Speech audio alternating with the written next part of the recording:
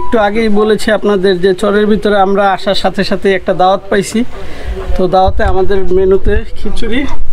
তো যাই হোক, এত সুন্দর একটা আয়োজন দুপুরবেলা পামু, এটা আসলে ভাগ্যের ব্যাপার। তো এই হচ্ছে খিচুড়ি, এই যে আমরা সবাই নিয়ে বসছি। তো এখন আমরা খিচুড়ি, যে আমার খিচুড়িটা খুব গরম গরম, খিচুড়িটা খাই। বিসমিল্লাহির রহমানির রহিম।